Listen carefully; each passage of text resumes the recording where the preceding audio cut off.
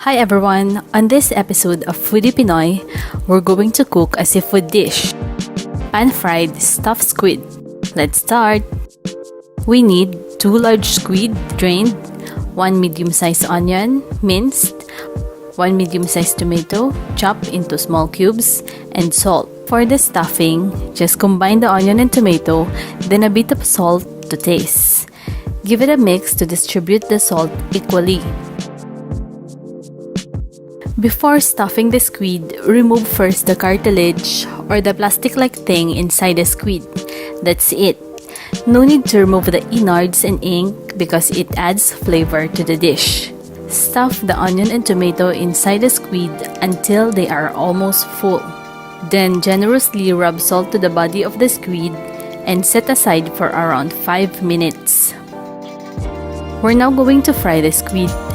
Put some oil in a pan, and once hot enough, slowly place the squid and just let it sear. Take note that we're going to fry the squid in high heat. The squid will release a lot of liquid and we want to reduce the liquid quickly.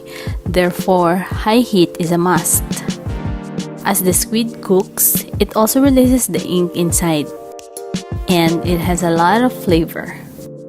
Let the squid absorb back the flavor by giving it a few minks.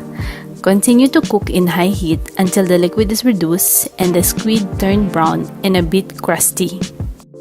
Remove from the pan and serve immediately. Here's our pan-fried stuffed squid recipe. This uses basic ingredients that can be easily found in your kitchen, but the end product is amazing.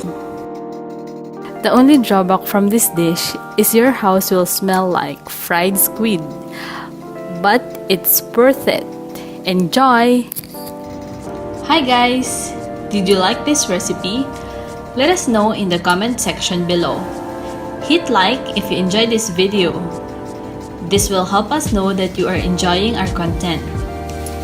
If you haven't subscribed yet, click subscribe button and make sure to click also the bell icon so you'll get notified once we release new videos.